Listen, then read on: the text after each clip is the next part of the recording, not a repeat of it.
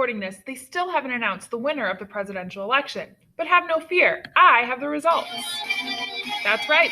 According to my count, 54 individuals voted for President Donald Trump and 32 individuals voted for former Vice President Joe Biden. And so with a 60% lead, President Donald J. Trump is the winner. Wait, no, that's not enough votes. Okay, those were the results of my class mock ballot. Let's take a look at what happened in Licking County and then in Ohio. In Licking County, President Trump received 62% of the votes. That was about 23,000 election day votes and 34,000 absentee votes. Former Vice President Joe Biden received about 35% of the vote. On election day, he received 6,000 votes, and then absentee ballots equated to about 26,000 votes. If you stayed up on election night, then you know that Ohio announced their results as well. We're still, though, like I said, as I'm recording this, they haven't announced the winner of some of the remaining states, and so we still don't know who won the election. But in Ohio, President Trump also came out on top. He received about 3 million votes, which gave him 53% of the votes in Ohio. And remember, for the presidential election and the Electoral College, most all states are winner take all. So President Trump received all 18 of our Electoral College votes. Anyway, we should know the results of those states by time you're watching this, but our electors don't actually go and make their formal selection until December 14th. I am interested, though, and so some of you are going to have to let me know. Did any of your predictions come out correct? Let's get back to why you really tune into my videos each week. The Constitution. When we last left off, we were discussing the Anti-Federalists and the Federalists and the debate over the ratification or formal approval of this Constitution. Remember, the Federalists got the ratification and the Anti-Federalists got promised that there would be a Bill of Rights. The Bill of Rights are the very first 10 amendments to the Constitution, and this week we're going to look at the First Amendment. And who better to teach you than our most recently appointed Supreme Court Justice, Judge Barrett. Take it away. What are the 5 freedoms of the First Amendment? Speech, religion, press, assembly. Speech, press, religion, assembly. I don't know. What am I missing? Redress or protest. Okay. Well, that was awkward. It's all right. I have some other celebrities who may be able to help you. Do you recognize Sammy and Ronnie from Jersey Shore? Am I showing my age? Anyway, they're the names I use to help my students remember the First Amendment and the 5 freedoms protected by the First Amendment. If you want to grab your pocket constitution, we're on page 21. The First Amendment says that Congress shall make no law respecting an establishment of religion or prohibiting the free exercise thereof, or abridging the freedom of speech, or of the press, or of the right of the people peacefully to assemble and to petition the government for a redress of grievances. Put more simply, RASP. Religion, assembly, speech, petition, and press. Ronnie and Sammy play poker. There you have it, the First Amendment. You'll never forget. All fun ways to remember it aside, something I want you to pay close attention to is what the First Amendment begins with. It's that Congress shall make no law. And so the First Amendment is prohibiting Congress from violating our rights. And so throughout this video, I'm going to show you some examples of times when states actually did violate the First Amendment and how it had to go to the Supreme Court to change that. Let's start with this first part of the First Amendment and see what it actually means. Congress shall make no law respecting an establishment of religion or prohibiting the free exercise thereof. Our country's founders, who are of different religious backgrounds themselves, knew that the best way to protect religious liberty was to keep the government out of religion.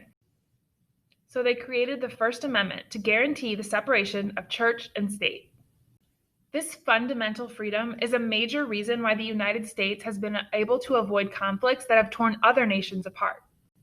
We call this the Establishment Clause of the First Amendment, and it prohibits the government from encouraging or promoting, establishing religion in any way. This is why we do not have an official religion of the United States, and it's also why the government cannot give any financial support to any religion. The Free Exercise Clause of the First Amendment gives you the right to worship or not as you choose. The government can't penalize you because of your religious beliefs. The First Amendment is one of those topics that I'm really bummed I'm not able to teach face-to-face because students tend to come up with some really great questions about this. And so I'm going to try to come up or give you guys an example of questions that have been asked in the past and give you those answers. As always, though, if I do talk about something or I don't talk about something, please feel free to reach out to me and we can kind of discuss the specifics of your concern. One question that comes up is it okay to teach religion in a public school? And the short answer is no. Public schools are run by the government. Therefore, they have to obey the First Amendment. So they can teach about the influences of religion in history or art, but they cannot promote religious beliefs or practice as part of the curriculum. Since private schools aren't run by the government, the First Amendment doesn't apply to them. Also, students can be excused from religion or from school activities because of their religion. Another question that may come up is it ever okay to pray in school? And the answer is of course, as long as you're not interrupting the learning of other students. And no one, not another student or a teacher, can ever force a student to participate in prayer. If anyone ever stops you from praying or forces you to pray, that is a violation of your religious freedom. Probably one of the more well-known parts of the First Amendment is the freedom of speech, and this prevents the government from censoring our opinions and our exchange of ideas.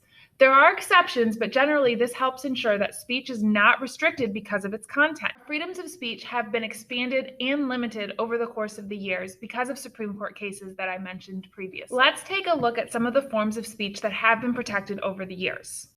Please keep in mind though, freedom of speech does not mean that a private business cannot restrict your speech or fire you because of something that you've said or done. And your First Amendment right to speech is limited in schools. This week's Edpuzzle is going to go over some examples of how that works. But some other examples. So freedom of speech does include the right to not speak. Specifically, you cannot be forced to salute the flag. That's a form of expression. Freedom of speech also includes the right to wear black armbands to protest a war. Something that the Edpuzzle is going to go over is the Tinker versus Des Moines Supreme Court case. Another example is that freedom of speech does include the right to use certain offensive words and phrases to convey political messages. Freedom of speech gives you the right to contribute money to political campaigns. It also gives you the right to advertise commercial products and professional services, and to engage in symbolic speech, like we've talked about before. Burning the flag is something that is protected under your First Amendment. Let's talk about some forms of expression and speech that are not protected under the First Amendment. You can't yell fire in a crowded theater is one of the most commonly used First Amendment catchphrases. And what does that actually mean? You can't incite actions that would harm others. So you can't yell fire when there's not a fire. You can't cause a building to get upset and to run out if there's not. Oh gosh, if this is a violation of my First Amendment. I'll be right back.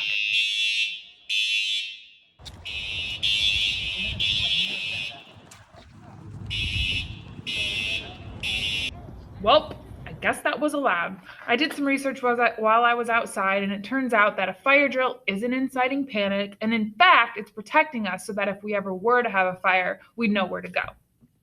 But I mean, seriously, way to interrupt my video. All right, let's continue talking about things that are not protected under the First Amendment.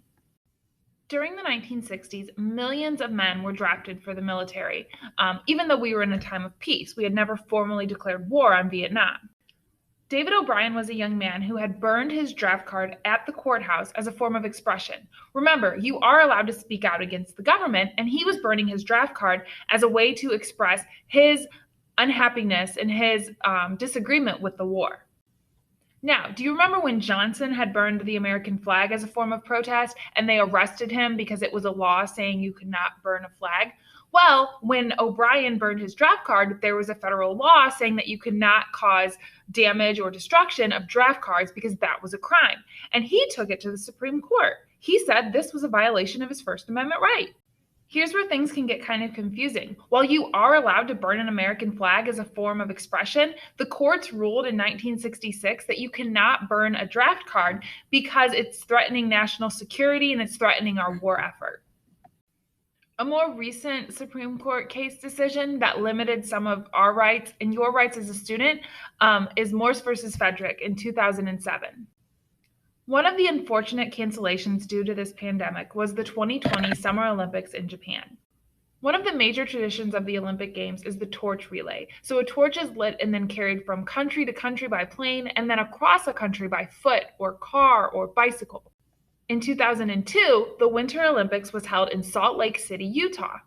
In January of 2002, teachers and students were permitted to leave classes at a school in Alaska to watch the passing of the torch as a part of this relay.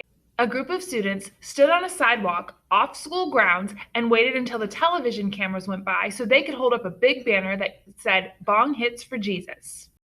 The principal took the banner from the student and suspended him for 10 days because he violated the anti-drug policy at the school. The student sued the school, saying that was a violation of his First Amendment right to freedom of speech. In a 5-4 decision, the Supreme Court ruled against the student and for the school. They said that even though students do have the freedom of speech and political expression, even in school, this right does not extend to pro-drug messages that may undermine the school's important mission to discourage drug use. So, just to be clear, political protest in schools, legal and protected under the First Amendment. Burning the American flag, legal and protected under the First Amendment. Burning your draft card, illegal, not protected. And any sort of pro-drug message on school grounds or with a school activity, not legal. Makes perfect sense, right? As far as schools go, there are 3 sets of criteria that a court must consider if the district wants to restrict a student's speech. They are, does the student's speech pose a substantial threat of disruption? So is it going to cause a disruption to the other students in the building or the teachers in the building?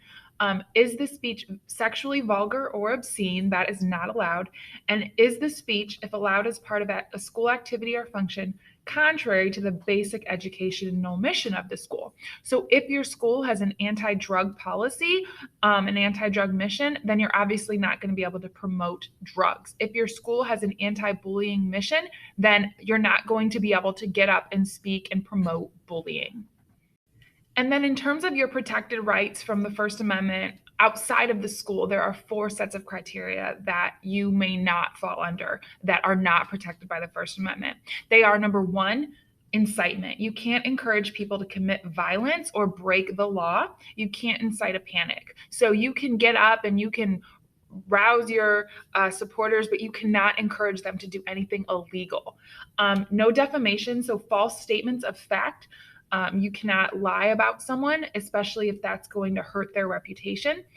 True threats, so threatening to harm or injure anyone, is not allowed. It is not protected by the First Amendment. And so you do have to be really careful about what you say about what may be considered a true threat.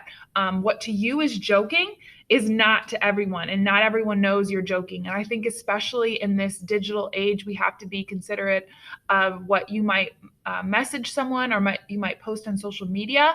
You maybe have a joking tone to it, but no one can read that tone. And so you do have to be careful about what you are saying and making sure that it's not going to be misconstrued as a threat.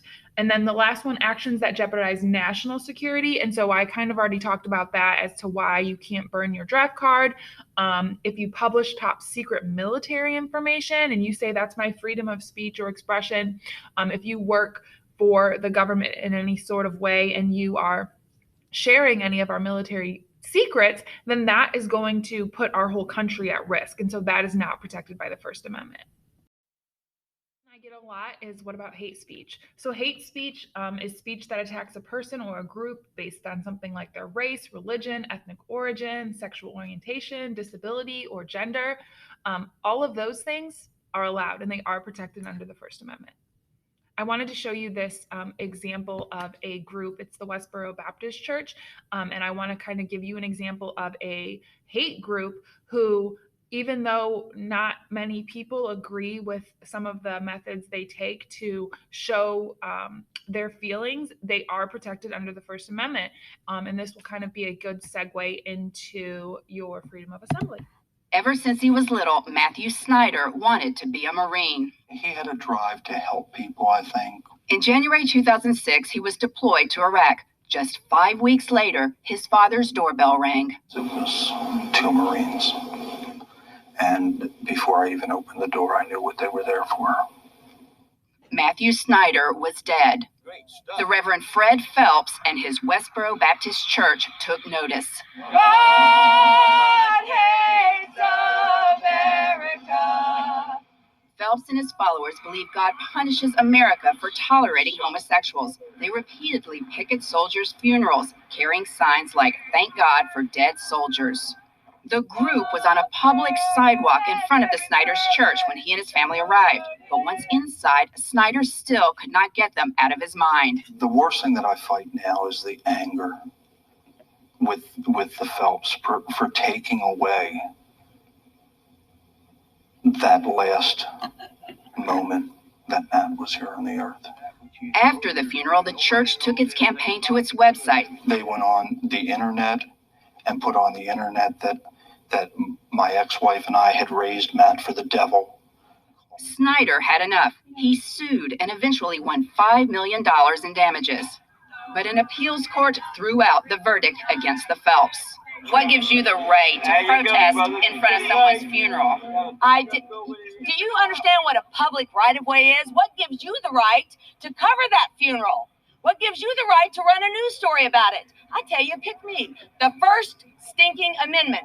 But for Al Snyder, the case is about Matthew. Somebody said to me, $5 million, I'd bet you'd give it up to have Matt back. I would give it up just to say goodbye. The Phelps have protested at hundreds of military funerals. Again, they're not targeting gay soldiers, they're targeting all soldiers. There's a small group here tonight. They're going to be back at the Supreme Court tomorrow, protesting again what they say is God's retribution for America's tolerance of homosexuals. Katie? Jan, these protesters are not very sympathetic, to say the least, yet they've got a number of groups supporting their position. That's right, Katie. The American Civil Liberties Union, a number of journalist organizations, the Reporters Committee for the Freedom of Press, a number of First Amendment scholars. They say the principle is simple. The government can't ban offensive or even hateful speech just because they don't like it. How do you draw that line? It's a very slippery slope, they say. Katie? All right, Jan Crawford at the Supreme Court. Jan, thanks very much. All right, the next one is freedom of assembly, which says that the government cannot prohibit its citizens from gathering and setting. So that can be a march, that can be a protest. As long as it is peaceful, the government cannot prevent that from happening. And like I mentioned before, even if it's a march or a group gathering to promote hate speech, that cannot be stopped by the government. Now, this right to peacefully assemble is not absolute. So you can't decide on a whim to protest or to march or to stand in a group just anywhere. For a lot of cases, you do have to get a permit before a protest can take place, especially if you're going to be somewhere where it's a larger than usual public presence. And so the government might need to secure law enforcement in case there might be any sort of conflict with protesters and non-protesters, or if two different groups are planning on going to the same place. And the government may limit your right to assemble if you want to do it somewhere that might cause danger. So for instance, if you are planning on assembling during rush hour on a high traffic highway or in the middle of a downtown area, they may be able to reject that just kind of based on safety. All right, next we have freedom of the press. Government cannot control what is written in the press, what is on the news, what is in newspapers. They are not allowed to control or limit that information. We're allowed to get our information from any source. The government could not come out and say, from this point forward, you may only get your information from this source. And with that, we're also allowed to question those sources. So we can write letters, we can create our own websites, we can pass out leaflets. We can show that we disagree with the media. The government cannot come in and say that one media or one source is absolute and that's the only place that we're getting our information. And because we've lived this way for so long, it's easy to take for granted the lack of censorship that we have. In 1780, John Adams wrote, "The liberty of the press is essential to the security of freedom. Countries with the worst human rights abuses tend to pass laws prohibiting the publication and consumption of dissenting opinions. Freedom of the press is so important, it's written into the U.S.'s First Amendment. But not all countries share this view. So what are the countries with the worst censorship policies? In recent years, media watchdog groups have repeatedly pointed to the African country of Eritrea as having the most aggressively restrictive press censorship. Eritrea has used a sort of state of emergency concerning their border dispute with Ethiopia in order to force independent media outlets to close and arrest journalists. This is unsurprising in light of the fact that Eritrea has one of the worst human rights records in the world, with religious persecution, indefinite military conscription, and until recently, female genital mutilation as just a few of their problems. Since 2000, 23 journalists have been jailed without being charged, and several have reportedly died in custody. Less than 1% of citizens have internet access, and even that is filtered through the country's only telecommunications company. The next worst offender is North Korea. Information in the Hermit Kingdom is known to be tightly controlled and massively misinformed. Their exclusively state-run media makes claims like North Korea leads the world in human rights while having among the worst human rights records in the world. Additionally, access to the internet is rare and unrestricted cell phones are prohibited. Some residents are able to access the country's internal internet, which is a collection of several thousand government-curated websites designed to spread propaganda. Saudi Arabia is also a big proponent of punishing dissent. As a monarchy, the country uses royal decrees and anti-terrorism scares to outlaw any criticism of the government or Islam. They use an absentee court to pass harsh sentences without the defendant even being present. They also monitor web traffic, blocking any sites that are incompatible with the state positions. In 2011, they passed a law forcing all online bloggers and news organizations to apply for a license in order to continue operating. China is also well known for its strict and aggressive internet censorship and holds the largest number of jailed journalists, 44 in 2014. Vietnam's government has strict laws that dictate all media should be used as a mouthpiece for the country's Communist Party. Bloggers are kept under supervision, attacked in the street, and regularly arrested. As reported by the Freedom of the Press Index, only about 14% of the world lives in a country with a truly unrestricted press, mostly in North America, Europe, and Australia. The worst are found in Africa and Asia. Luckily, in many restrictive countries, residents use clandestine means to gain and report information from the outside world. Despite the harsh punishments they face, it's clear that people will find a way to get informed. In 2009, while I was held captive in North Korea, I was allowed to watch some television with my guards, and I got an inside look at what the country's media was really like. While they did have shows related to exercise, cooking, and even the American cartoon Tom and Jerry, the majority of programming was devoted to government propaganda.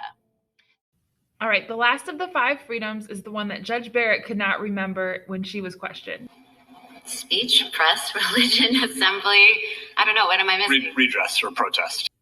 To petition the government for a redress of grievances means that we can ask the government for changes. And we do this by collecting signatures and sending these to our government officials. You can actually go to the White House's website and send a petition that way. As long as you have 100,000 signatures within 30 days, they will reach out to you. You can also call, write, or email representatives. So there you have it. The First Amendment. Ronnie and Sammy play poker. Religion, assembly, speech, press, petition. That's 1 amendment down, 26 to go. This week, though, don't expect much different. We have this Edpuzzle. I have an Edpuzzle that I mentioned that is going to be about students' rights.